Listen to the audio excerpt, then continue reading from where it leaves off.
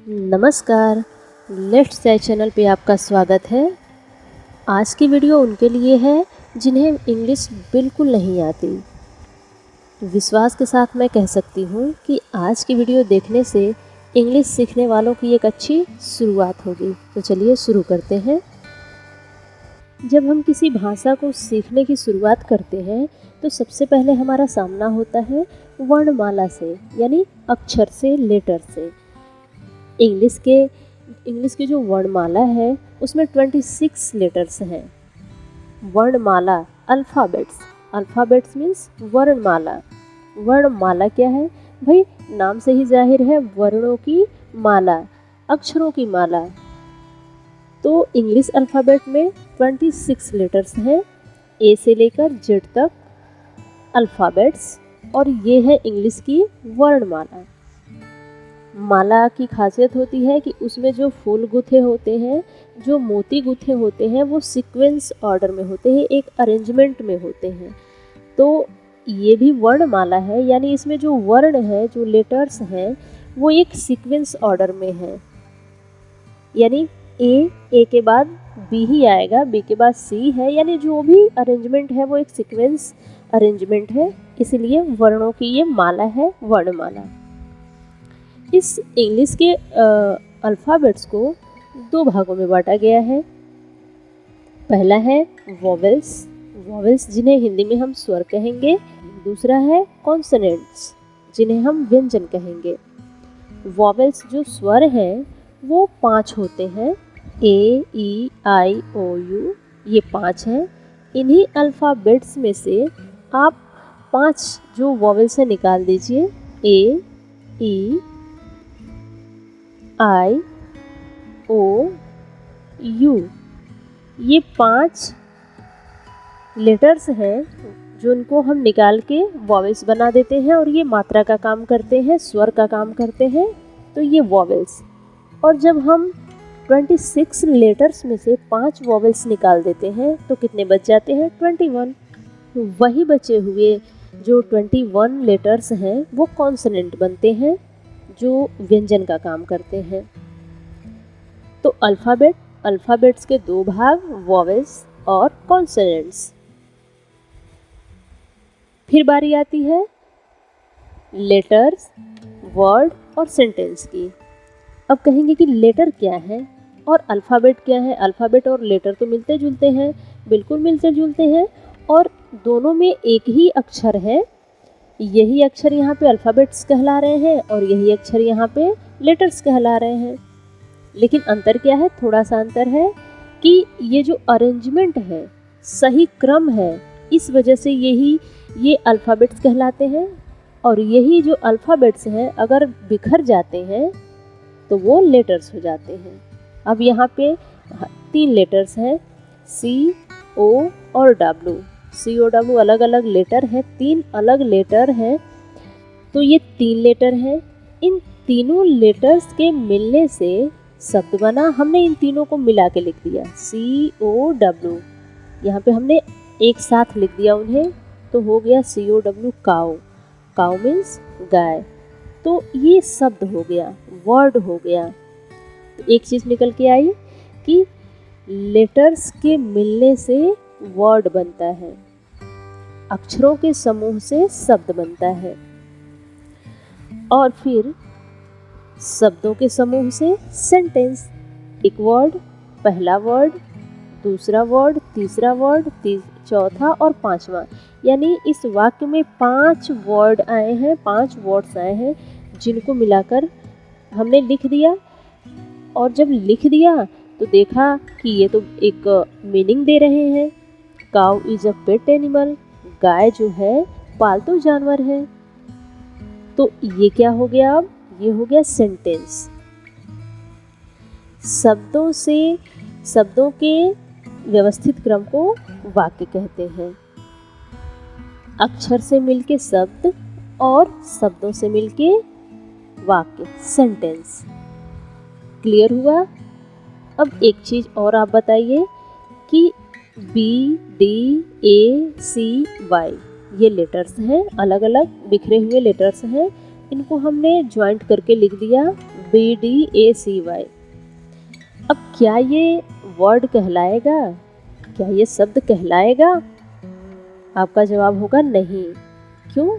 क्योंकि इसकी कोई मीनिंग नहीं है, कुछ समझ ही नहीं आ रहा है कि मिला के लिखने से इसका कुछ अर्थ निकल रहा है, इसी वजह से ये वर्ड नहीं कहलाएगा। तो एक चीज़ निकल के आई क्या, कि अक्षरों के उन्हीं समूह को हम वर्ड कहेंगे जिनका कुछ अर्थ हो। यही शर्त है शब्द कहलाने की। अक्षरों से तो मिल के बनेगा, लेकिन जब तक उसका कोई अर्थ नहीं निकलेगा तो वो शब्द नहीं कहलाएगा।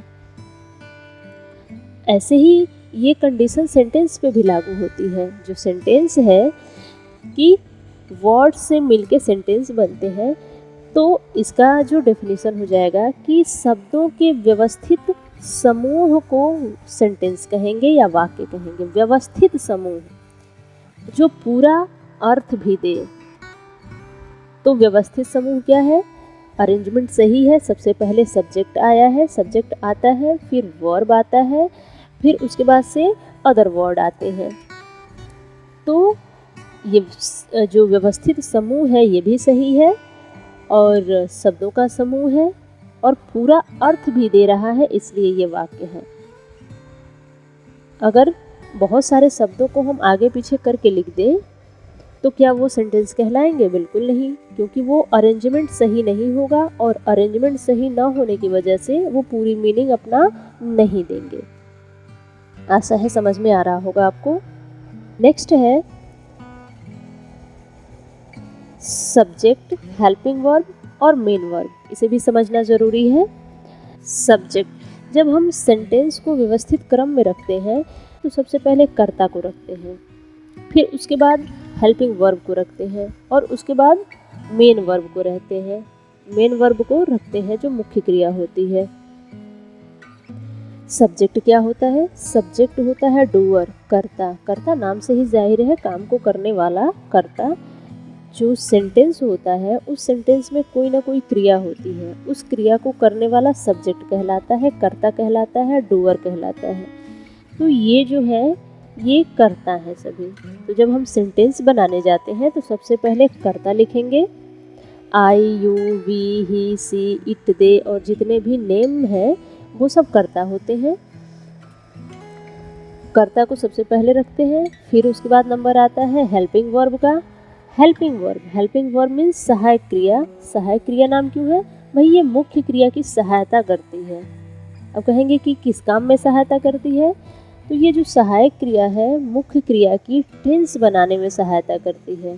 टेंस बनाने मतलब ये बताने में ये सहायता करती है कि जो मुख्य क्रिया हो रही है, जो मुख्य काम हो रहा है, वो काम हो चुका है या हो रहा है या होने वाला है या कब से कब तक हो रहा है। तो ये हेल्प करती है टेंस बनाने में, इसलिए इसका नाम है सहायक क्रिया।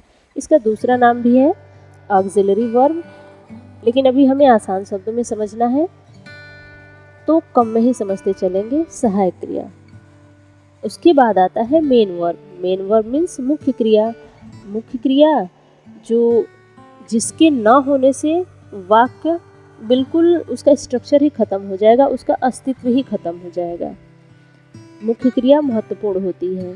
हेल्पिंग वर्ब अगर नहीं रहे तो भी हमें समझ में आता है, अधूरा सेंटेंस तो होता है लेकिन इतना पता चलता है कि कौन सी काम की बात हो रही है, लेकिन मुख्य क्रिया को हटा देने पे कुछ समझ नहीं आता है, सब गड़बड़ हो जाता है। अगर इसको हम एक सेंटेंस, हिंदी का सेंटेंस लिख के समझें तो ऐसे समझ सकते हैं कि खाना खा रही हूँ।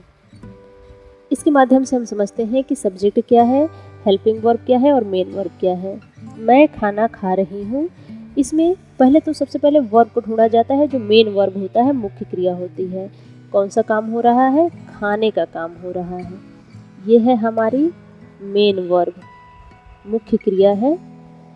अब इससे ही क्वेश्चन करेंगे तो हमें सब्जेक्ट मिलेगा। ये काम कौन कर रहा है?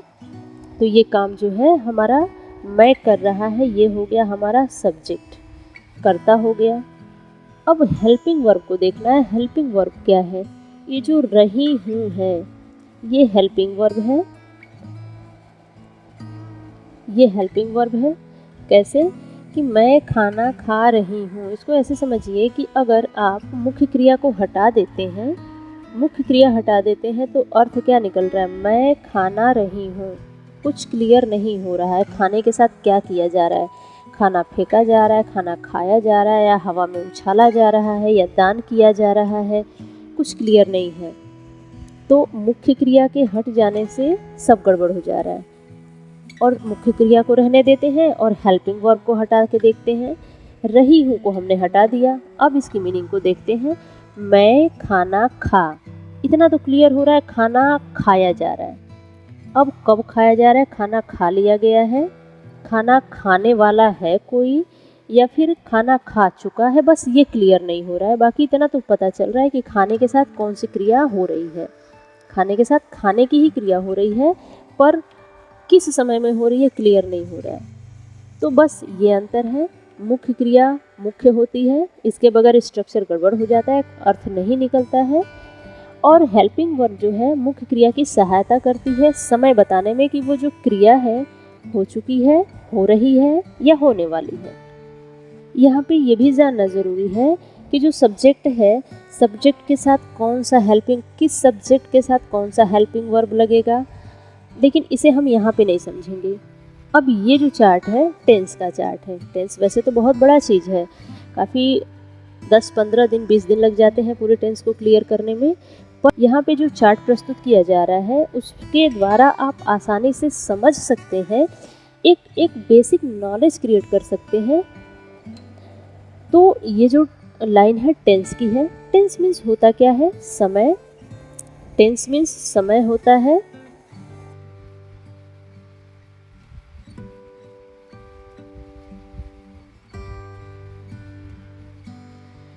टेंस मीन्स समय होता है, काल होता है। समय जो टेंस होता है उसमें क्या पढ़ा जाता है, कौन सी क्रिया किस समय में घटित हुई है, यही तो टेंस में पढ़ा जाता है।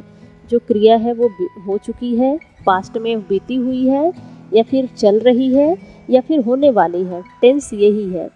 टेंस का मतलब समय। तो समय 3 तरह के होते हैं, एक तो वर्तमान प्रेजेंट, एक तो बीता हुआ पास्ट, और लास्ट है फ्यूचर जो आने वाला है। 3 ही समय होते हैं, वर्तमान काल, वर्तमान समय, बीता हुआ समय और भविष्य का समय। इन्हीं तीनों में सारी क्रियाएं घटित होती हैं।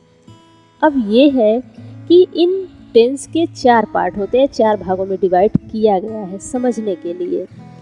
तीनों टेंस को 4 भागों में डिवाइड किया गया है, indefinite, continuous, perfect, perfect continuous.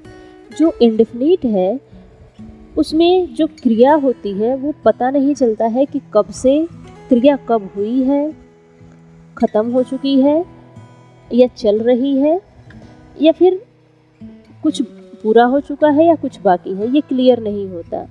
Continuous में क्या होता है, कंटिन्यूअस में क्रिया चल रही होती है, जारी होती है। कंटिन्यू का मतलब ही होता है जारी रहना।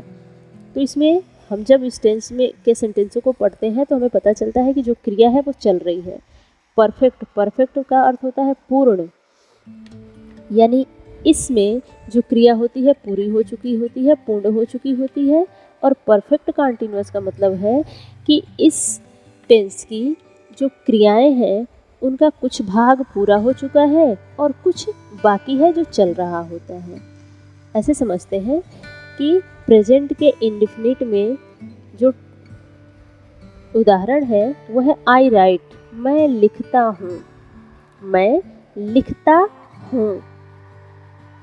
कंटिन्यूअस में देखिए, प्रेजेंट के कंटिन्यूअस में आई एम राइटिंग, मैं लिख रहा हूँ, क्लियर पता चल रहा है कि काम हो रहा है।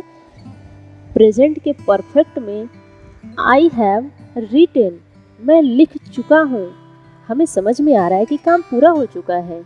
और परफेक्ट कंटिन्यूअस में देखिए, प्रेजेंट के परफेक्ट कंटिन्यूअस में देखिए, I have been writing for 2 hours, मैं 2 घंटे से लिख रहा हूँ। 2 घंटे से, यानी काम जो लिखने का काम हो रहा है वो कुछ पूरा भी हो चुका है और कुछ बाकी है जो चल रहा है। पास्ट में ही ऐसे देखते हैं, पास्ट के इंडेफिनिट को अब देखते हैं, कंटिन्यूअस को देखते हैं, परफेक्ट और परफेक्ट कंटिन्यूअस को देखते हैं। पास्ट की पहचान क्या होती है? था, थे, थी, काम पूरा हो चुका होता है। तो पास्ट इंडेफिनिट में आई रोट, मैं लिखता था या फिर मैंने लिखा, जो बता रहा है कि काम भूतकाल में हो चुका है। मैं लिखता था या मैंने लिखा। पास्ट कंटिन्यूअस में हो जाएगा आई वॉज राइटिंग, मैं लिख रहा था। परफेक्ट में हो जाएगा, पास्ट के परफेक्ट में हो जाएगा आई हैड रिटन, मैं लिख चुका था। और पास्ट के परफेक्ट कंटिन्यूअस में हो जाएगा I had been writing for 2 hours, मैं 2 घंटे से लिख रहा था। उम्मीद है आपको समझ में आ रहा होगा। फ्यूचर में आते हैं। फ्यूचर की पहचान है गा, गेगी, यानी इसकी जो क्रियाएं होती हैं भविष्यकाल में होने वाली होती हैं। तो फ्यूचर का अगर इंडेफिनिट देखते हैं, मैं लिखूंगा, मैं लिख रहा होऊंगा, मैं लिख चुका होऊंगा, मैं 2 घंटे से लिख रहा हूँगा। समझ में आ रहा है आपको? तो ये है, एक बार और ओवरव्यू करते हैं। प्रेजेंट में चलेगा मैं लिखता हूँ, हूँ आएगा, हूँ पहचान ही है प्रेजेंट की। मैं लिखता हूँ, मैं लिखता था, मैं लिखूँगा, मैं लिख रहा हूँ, मैं लिख रहा था, मैं लिख रहा होऊंगा, मैं लिख चुका हूँ, मैं लिख चुका था, मैं लिख चुका होऊंगा, मैं 2 घंटे से लिख रहा हूँ, मैं 2 घंटे से लिख रहा था, मैं 2 घंटे से लिख रहा होऊंगा। तो बस indefinite, continuous, perfect, perfect continuous की ये पहचान है, अंतर है। तीनों टेंस भी हमने देख लिए। तीनों टेंस के जो 4 भाग हैं उनको भी हमने देख लिया। आज हमने पढ़ा अल्फ़ाबेट्स वर्णमाला, जिसमें 26 लेटर होते हैं, ए से जेड तक सही क्रम में अल्फ़ाबेट कहलाते हैं। इन अल्फ़ाबेट्स को 2 भागों में बांटा जाता है, स्वर और व्यंजन, यानी वॉवेल्स एंड कॉन्सोनेंट्स। वॉवेल्स 5 होते हैं, कॉन्सोनेंट्स 21 होते हैं। फिर लेटर्स से मिलके वर्ड बनता है और वर्ड से मिलके सेंटेंस बनता है। फिर सेंटेंस से मिलके पैराग्राफ और पैराग्राफ से मिलके लैंग्वेज बनता है, वो आगे की बात है, अभी इतने तक। फिर हमने बेसिक चार्ट देखा। सब्जेक्ट, सबसे पहले सब्जेक्ट, फिर हेल्पिंग वर्ब और फिर मेन वर्ब। उसके बाद हमने एक शॉर्ट ओवरव्यू किया टेंस के ऊपर। तो आज की वीडियो पूरी हुई। उम्मीद है आपको मैं जो बताने की कोशिश कर रही हूँ, मैं जो समझाने की कोशिश कर रही थी, वो आपको समझ में आया होगा। अगर समझ में आया हो तो आप कमेंट बॉक्स में ज़रूर बताएं।